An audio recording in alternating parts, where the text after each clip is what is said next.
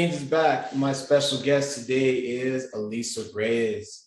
You may have seen her from the 90s show All That. Also, she lends her voice as Lacienega Boulevardez in The Proud Family and The Proud Family Louder and Prouder, among many other things. Alisa, thank you for being on today. Thank you so much for having me. It's really honestly a pleasure to be here. So thanks for your time and energy. I really appreciate it. Thank you. So you've had quite the career so far. I'm not trying to retire you, but you've accomplished a lot. And before we get into a lot of the accolades and things that you've done, I kind of wanted to hear about how you started, how it all came into motion for you. I started around the age, I would say 7, 8 years old professionally, but I knew at a very young age that I wanted to be on TV. I was the one that was telling my tribe, telling my mother, telling my family, that I wanted to be on Sesame Street. I was trying to stick my head in the TV, and my mother goes, "That's not the way you're going to get on TV." So we took some really funny 4x6s that were in black and white in the 80s, not to age myself because I like to think of myself as immortal, ha ha ha. And we sent them out and crossed our fingers and, did the sign of the cross and asked God to please have an agent or a manager or any rep, acknowledge me, because I was someone that had no experience. I had a lot of artistic training in regards to like dancing, gymnastics, singing, doing things within the arts as a young child, but I was very new to the acting world, and I had an agency reach out by the name of Tracy's Kids. And, she brought me in for an appointment because every now and then agents and managers do have what I like to call not necessarily an open call, but if they see, a diamond in the rough or whatever, Right. they'll bring them in and give them an opportunity. It's like that quote from Eminem's song, "You only get one chance. Do not miss your chance to blow because opportunity comes once in a lifetime," right? So Right. I went in there and I cold read a script. Cold read mean, reading a script for the first time. I think it was like a script from Smucker's Jams and Jelly, something cute like that. And a couple minutes later, she brought my mom in and said, "I love your daughter. I see something really unique in her." I was like crying and elated, and she signed me. And I experienced auditioning for the first time, and I got really blessed that in 1990, I was able to join Screen Actors Guild, which is now called SAG-AFTRA, which is our union for actors. And I booked a Honey Nut Cheerios national commercial, which allowed me to join the union. And ever since then, I was very blessed to, work on TV and film, but I paid my dues in a lot of different ways. A lot of people don't know, but I did background work. I was doing commercials, industrials. I was doing commercial print modeling, runway modeling, fit modeling, whatever I could do to get myself out there and absorb things like a sponge. And I was very blessed to have a very supportive mother, God rest her soul. And the rest kind of just opened up Pandora's box, and I just kept on the grind and the hustle, even as a child into my adulthood. Wow. Yeah, I didn't realize you had done so much, behind the scenes things. A lot of that I think gets lost in translation for people that don't know, obviously like myself. So I'm glad you're able to share that because I think a lot of people think that it's just flash in the pan and then there it is. And I don't know, I guess for some people maybe it happened like that, but more time and time again, I'm listening and understanding that it really was a journey Yes. before maybe the big one per se. Yes, totally. And so that leads me into all that. I obviously was a 90s kid, and I had my whole lineup. So I would watch my brother and me. Snick. Yeah. Yeah. I had it all planned out. My brother and me, and then I think that went off, and then there was Adventures of Pete and Pete, and then all that, and then Are You Afraid of the Dark, and then all those things. And it was hard to really get me off the couch, but for all that, I always thought it was interesting that for me, that was like a TV show that was like very diverse, and it, like sketch comedy. I couldn't wrap my head around the fact that these were kids, but they were doing so many different skits. And I begged my mom, please take me to Universal Studios. I want to, I can't do the show, but I want to be there. I want to get signed. You know, I want to experience something. So Nickelodeon was big for me, especially your show. So when you got the call that might be a possibility, you know, what emotion was going through? What age were you too? Looked like maybe high school. I was 12 going into my ninth grade year, which like legit when I found out by the grace of God that I got all of that, I was literally starting high school. Wow. So, but I have no regrets. You know, I was in and out of a school called the Professional Performing Arts School, which was the old Fame School in Manhattan, New York. That's where I'm from. And I was majoring in musical theater in high school. So it was a school that was equipped for actors. I went to school alongside like Alicia Keys and Claire Danes and Britney Spears and so forth. And it was a public school. And, you know, they would send you your academics and all that stuff. But, you know, in the later years of my life, I ended up like doing homeschooling for a little bit and kind of changing things up because it's hard, you know, starting off as a kid, you know, you are kind of swept away from your everyday regimen. But I will say this was all me wanting to do this. So I remember, just to backtrack, I had gotten a call from my manager at the time after, you know, finally kind of, you know, getting my feet wet within the business and having a couple credits under my belt. And she said, there's an open casting call. It's a nationwide search. They're looking for diverse kids that are just spunky, full of life, you know, and that can do stand-up comedy and maybe prepare their own shtick, and be able to come up with some characters. And I remember saying to my mom, like, well, I don't really have a stand-up comedy background, and I don't really know 100% exactly what I'm going to do, but I'm going to go in and be fearless. This is an opportunity to audition for something that was a series regular role. And it was like, it was called an Untitled sketch comedy show for Nickelodeon. So I remember going into the Viacom building in Times Square. It's where they used to shoot like, I think they still shoot TRL. And they gave me a script. And I remember, you know, I also had to come up with my own comedy routine. So my mom and I were like working for hours and days on a comedy routine. And I used to have a lot of hats on my wall as a teenager. So my mom was like, what if you took all the hats and put them in a bag and kind of call it a grab bag? So every hat you try on, you become a different entity, a different character. So, I mean, I went from making fun of myself to making fun of my family members, doing a Brooklyn accent, a Southern accent, you know, singing, doing a Latina accent because I'm half Dominican and I'm also Italian and Irish. So whatever I could do to show them that I was fearless. And then, of course, I did a script that they supplied me with. Well, 7 auditions later, wow, siete, okay? By that time, I think I knew the receptionist's name. You know, I kicked my feet up on the coffee table when I was in the waiting room. Right. And I knew they really liked me. I think it was between me and another girl that was a lot older. And I remember looking at the other girl and I was like, Mommy, I got this. She's too old. Because she was probably pushing 17, 18. And I was like, you know, freshly 12, turning 13. And yeah, I got the call from my manager that you're going to Universal Studios Florida, which I was stoked about because as a teenager, I probably only traveled to a handful of states in my lifespan.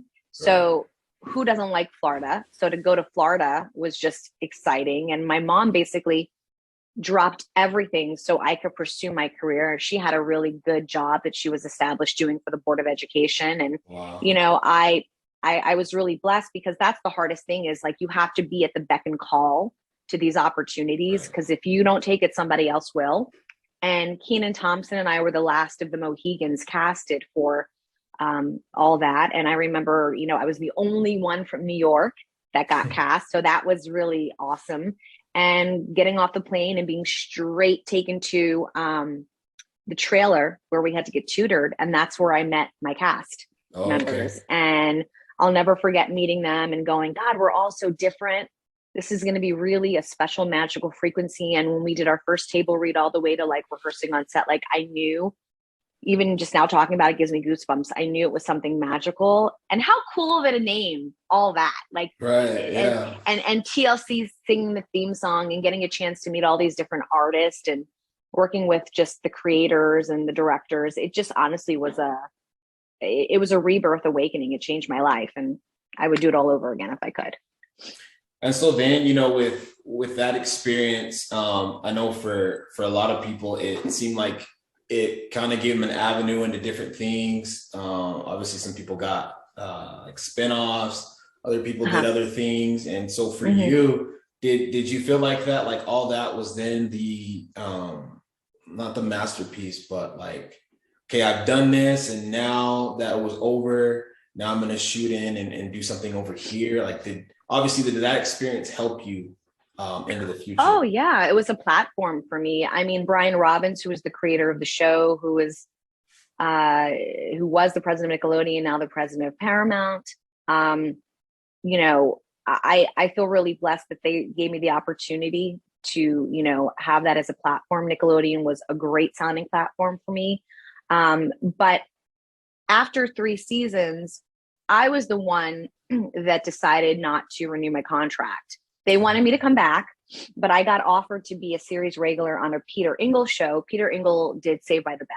He created Saved by the Bell. So I later went on to a scripted sitcom called One World that aired on Teen NBC. And I won a Hollywood Reporter Award for Best Actress for the role of Marcy Blake.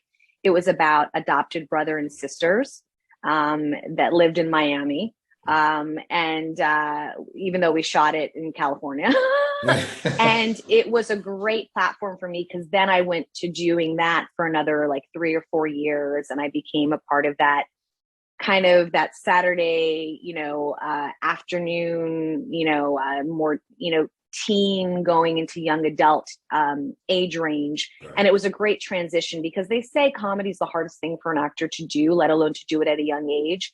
But I feel like it was time for me to do films and, other TV shows. And I wanted to experience a different frequency. It was a very hard decision. I missed my tribe immensely, but I knew that if it was meant to be, I would have a recircle moment. Hence why God blessed me, to be a part of the reboot in 2019, reprising my role of Kiki the Island Girl and playing new characters and helping pass down the torch to the new generation. So, that kind of fulfilled me, if that makes any sense. Yeah.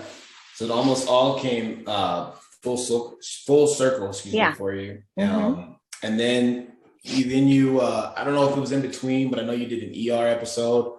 I'm a big ER fan. I know you did Boston Public. So I was a recurring on Boston Public.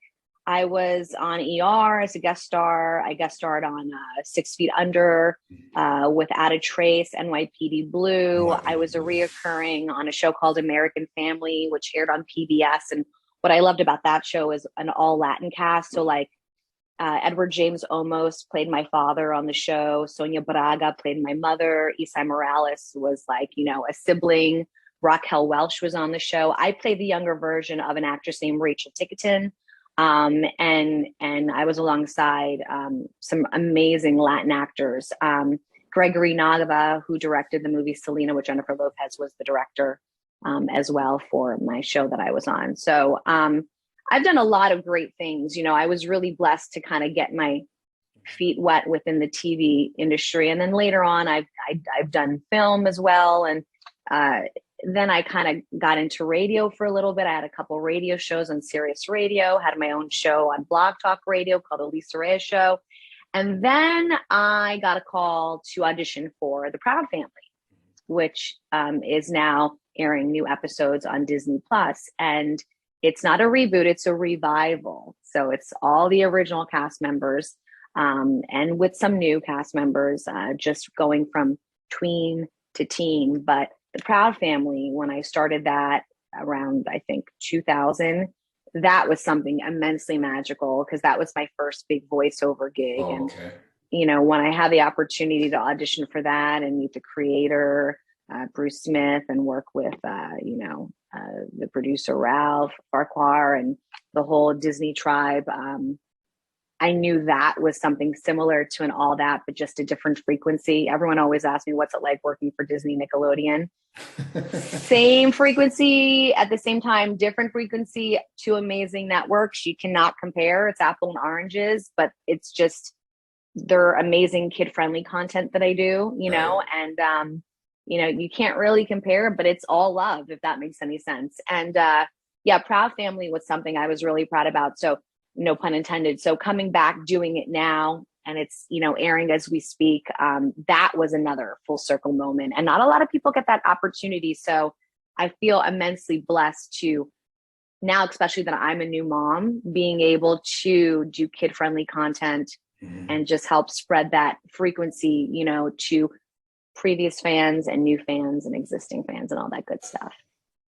Yeah, and especially with the Proud Family, you know, again with the network, they like the lineup, you know, the Proud Family aired, and then there was so many different shows in between, so like it keeps you hooked because you know you don't want to miss it. And then now with the you know the revival of it, what I found was real interesting. I'm one episode shy of completing it. My kids already watched it. They're like little. Oh, you haven't seen the one with Lizzo? No. Oh, you're like, wasn't it fun with Sila? Wasn't he great as the panda? I just want to hear that song on repeat. Yeah, and that's the thing. Like they didn't make them grow up too fast. You know, it was just like a little jump, but it was enough for you to understand that they're growing into, you know, young adults now. And right. I like all the pop culture, you know, references, and even some of the like the innuendo, even like for the adults, caught me off guard, but it's funny. So yeah, you know, I really enjoy it. And it's funny because my kids haven't seen a lot of, you know, the one from almost 20 years ago. They're just hooked on this one. I keep telling them, well, you got to watch and, you know, put it all together. You got to binge watch and then watch the movie, and then it'll make sense. But yeah, I really appreciate that as far as, you know, the way that the creators have been able to, you know, get just about everybody back, and then the way that the story's gone so far. Again, the creativity is just, you know, it's top notch.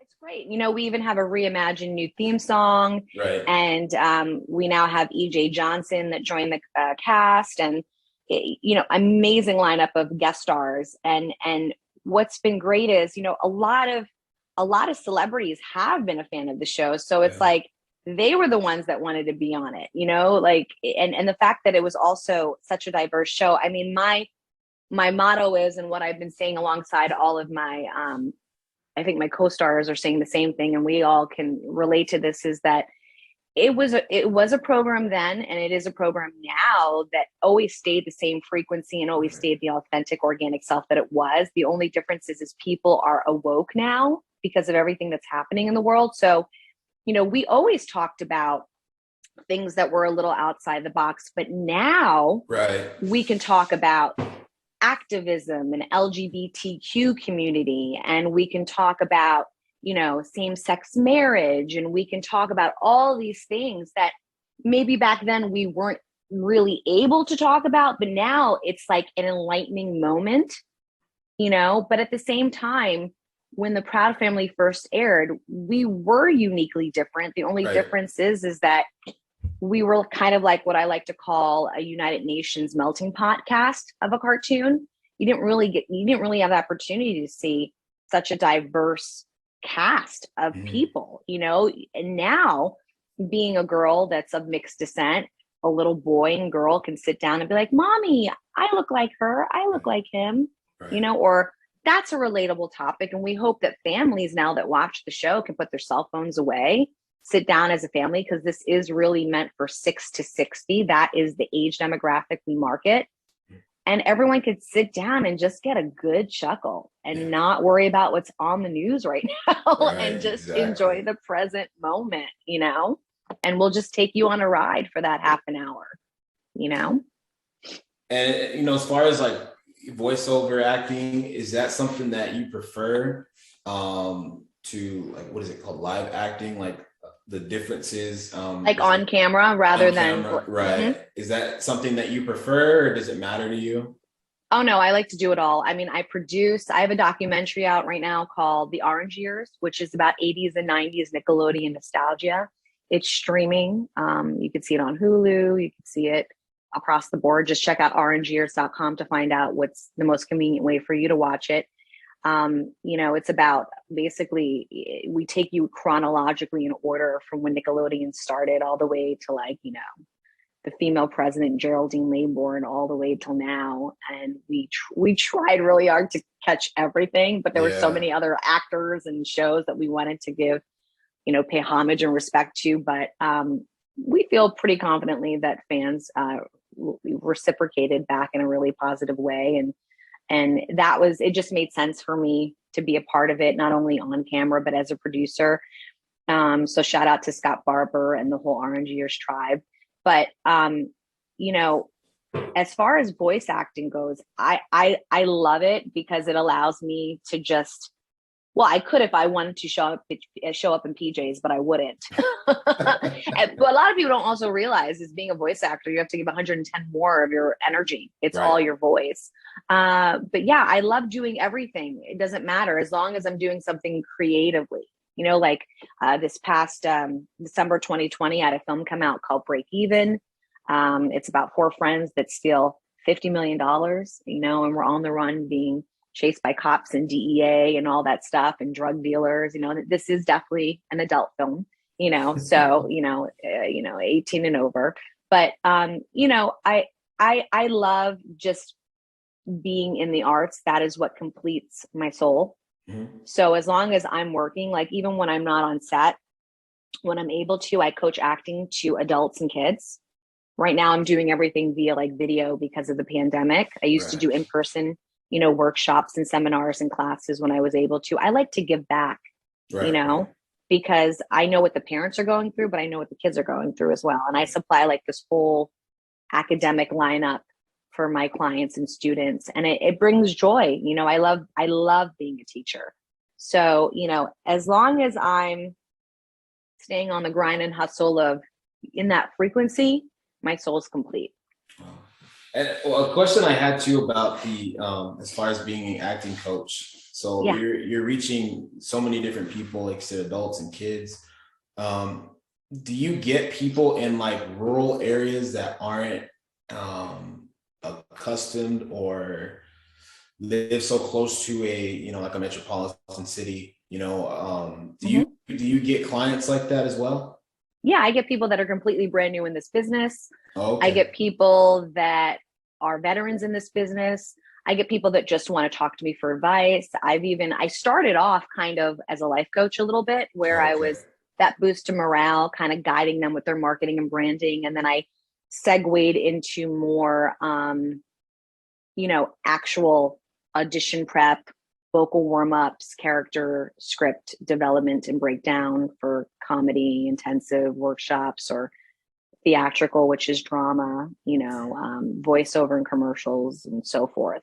But yeah, there's times where I get someone that's kind of in a town like yours, you know what I mean? Where so what I end up saying to them is, where is your closest major city? Okay. And then that is where we need to hone in and find out what's going on locally within that area. Because that is the area, if you want to pursue acting, where you're going to maybe have to go to start, I think it's important to have a private coach. That's what I do right now is private coaching. Okay. But I think it's also imperative to experience an in-person class or a class with other students. But having a private coach is really special because then it's all about you, whether I do it weekly, bi-weekly, or once a month. Because growing up as a kid actor, I had a private coach that I would go to weekly, and then I would go a couple times a month to an in-person class in New York City. So, I try to refer them to databases and websites that's kind of international, that's also within the 50 states. I give them this whole layout of tools that they need. And then I check in with them. I give them homework assignments, and then I give them advice on basically how to start off in the business, taking headshots, all the way down to, creating an EPK, which is called an electronic press package, that an electronic press kit that you need to kind of pitch yourself, And I'm very big on, staying on top of what's happening now within social media. So kind of creating a uniformity for yourself and giving you the tools and marketing, things that you need, whether it's a website or social media or, like I said, creating that package for yourself to help get you out there. But the main thing is, like you were saying earlier, a lot of people think things are going to be handed to them on a silver platter, but you got to give a little to get a little, right? Right. You got to pay your dues. You got to clear that karma. So, no matter how many classes you take, no matter how much you try to put yourself out there, you just got to keep going. And then eventually God's going to bless you with something. But at the end of the day, you really got to put forth that energy for the universe to see, oh, this is what you want. Because I'm big on the law of attraction. What you put out comes back. Right. Mm-hmm. Oh, shout out to you for that. I mean, for giving back and being a blessing to other people, because obviously you have a lot of knowledge.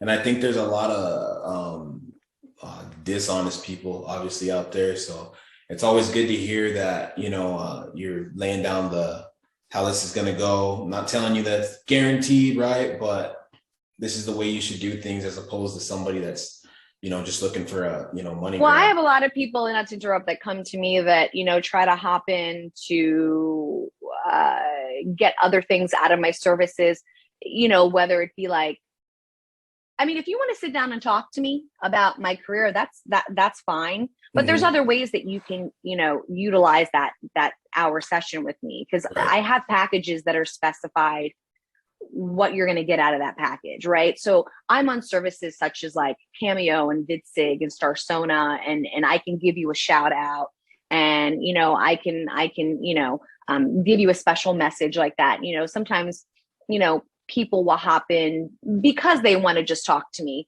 and because they're a fan, and that's fine. But I also feel there's a time and a place in certain services and platforms to utilize that on, right?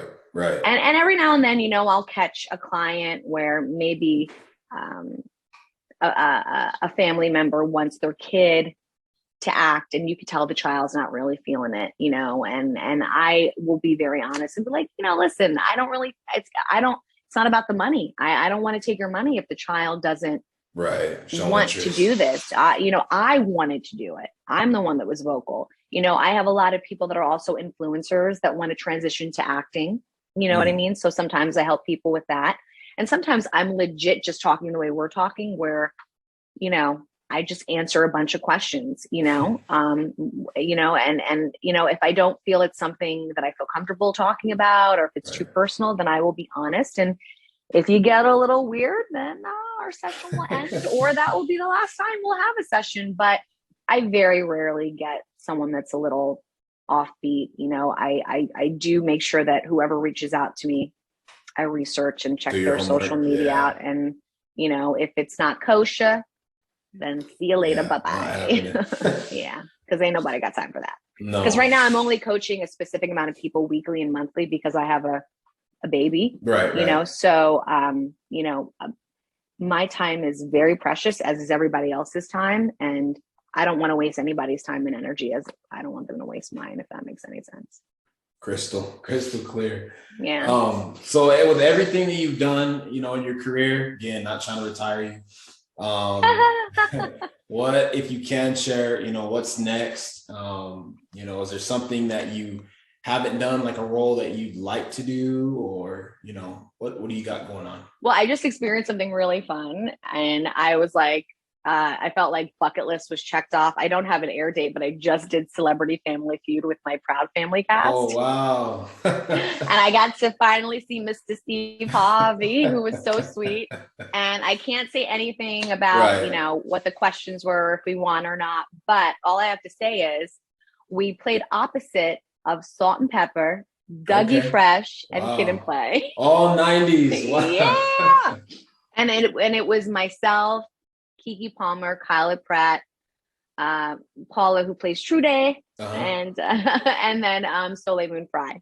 Okay. And it was so like iconic, and it was so much fun that we were like fanning hardcore just being in that frequency. Yeah. And Steve Harvey, let's just say that the show, he was having so much fun with all of us that it went from a 30-minute show to, I think it's going to be an hour. That's how entertaining it's going to be. And hopefully we'll come back, if they'll have us back. But that was really fun. What's been fun about Proud Family is I've been able to do a lot of fun promotions. Like we just had a really fun virtual live premiere which was for selected invites. But I mean, that alone, that experience, we did it in an XR studio in Hollywood, California, where basically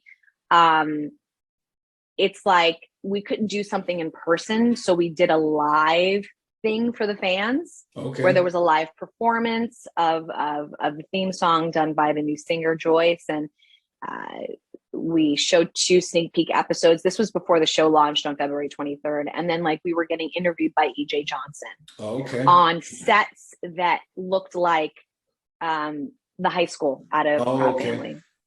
So that was really fun. But no, I would say, you know, right now I'm actually working on some other voiceover projects as well. I can't really say what they are, but all I can give a clue is I think my gamers might like it. My gamers. And then also, of course, you know, my film Break Even is out and the Orange Years is out. I also sing. So I have a couple songs available on streaming services like Spotify and iTunes and Google and, you know, all that fun stuff. Cause a lot of people don't know that I also sing. So, you know, I used to be in a girls group back in the day called 3Gs. Oh, wow. And the group I was in had a song on the Princess Diary soundtrack called Second Chance. And so, you know, I launched off doing solo music, and, you know, every now and then when I can record some new stuff, you know, I will. And later on this year, I have some really fun appearances that I'm doing, you know, for some really fun live in-person events and on television, you know, so definitely keep posted. I can't say anything yet, but it's definitely going to be fun going into the spring and the summertime. And I'm working on a couple of projects right now that I'm producing and that I'm creating, you know, so, you know, however, like I said, however I can get my hands wet, just staying creative, you know, completes me tenfold. And then just, you know, staying on the grind, you know, you know, and just enjoying life and enjoying my almost 8-month-old daughter, Rosemary. Grow so fast. Oh my God. Yeah, definitely. It's definitely easier now than it was in the first couple of months. Oh yeah. I'm not as sleep deprived. Right. Do you have a child? Do you have any kids? 2. Yeah, we have 2. Okay. How old are they? 12 and 8. Okay. So it's going to get easier, right? It'll get easier. Okay. I don't know. We were lucky though. Ours didn't cry at night. They slept through the whole night. Oh. We could take them to movies and, you know, put them in their car seat, and we would eat popcorn, watch the show, and they would just sit there. So I personally, I mean, we didn't really go through a lot. I've seen a lot. So jealous. Yeah, but yeah. My daughter wants to sleep with us right now. Did you experience that where they wanted to sleep with you? Not really, no. Oh, so like she was in the crib and bassinet, and now she wants to sleep with mommy and daddy this past month because she's doing the whole I could flip over thing. So we had to get that breathable mesh to put in her crib because like her legs were like randomly sticking out of the crib. And I'm like, no, to my husband, like, this is freaking me out.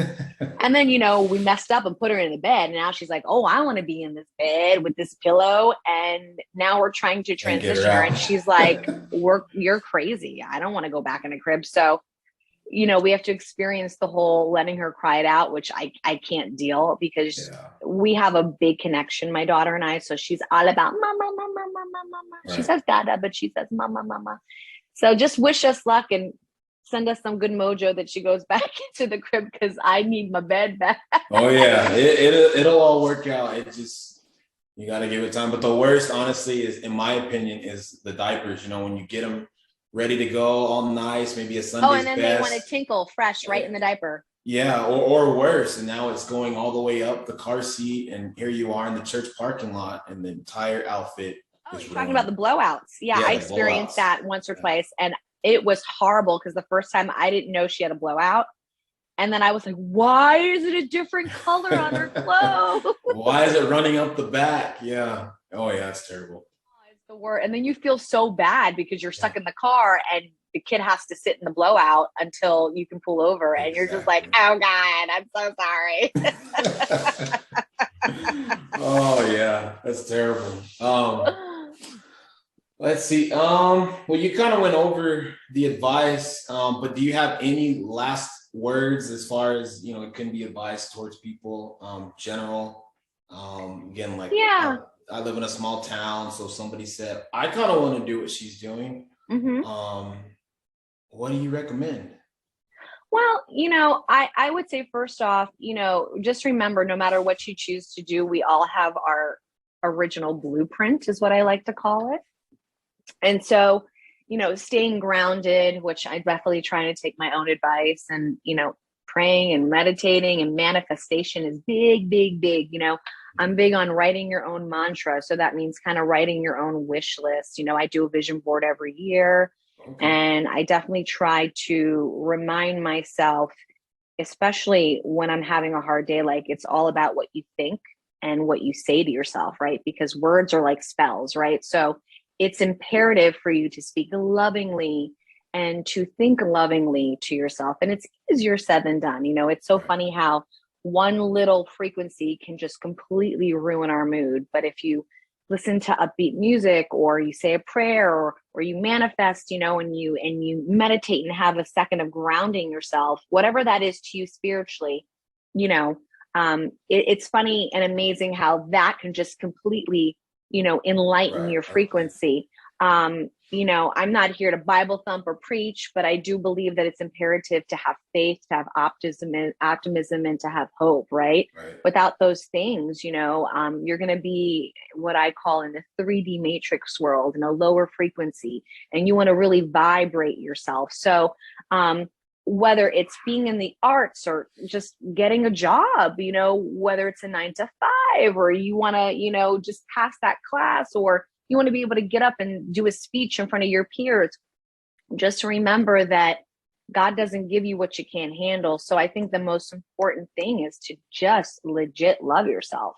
And if you don't have time to love yourself, then what can you do to create time to love yourself? And that's kind of where I am right now in my life. Like, okay, I need to make time to do my yoga, go on a walk. Okay, well, how am I going to walk with the baby? Well, guess what? I'm going to experience today, after talking to you, my first hike with my daughter and my husband. We're just going to take her on the hike with us. Yeah.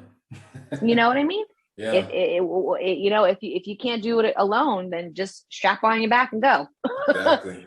So, and then I feel like, for people that want more information about the arts, we'll find out what's happening locally in your community. One website that I tell a lot of people to join is called backstage.com. You can sign up for their monthly newsletters, but I also have a newsletter that's monthly. So if you go to Alisareyes.com, you can sign up for my newsletter and find out what's going on with me. And sometimes I give little tidbits of advice. But yeah, backstage.com is a great way to find out about what's going on in the arts. Maybe take a class locally, maybe reach out to me for services, and just stay on that grind and create a manifestation for yourself. And if it's meant, it will fall in your lap. But in order to get it to end, you have to put it out. You got to give a little to get a little. That's what I say. That's a lot of free game right there. So maybe charge for that, but it's all good. Yeah. Appreciate you sharing that last piece of advice and the whole interview. I appreciate you coming out and taking the time out of your busy day, especially being a brand new mom. Like you said, sleep deprived. It's not easy, but thank you for the content. A lot of your content helped me through my childhood. So I want to thank you for that. And, you're welcome. Well, stay in touch with me for, and on a personal level, outside of our interview right now, like shoot me your address. I'll send you an autograph. Okay. I appreciate that. And definitely stay in touch. If you're ever in California, let me know.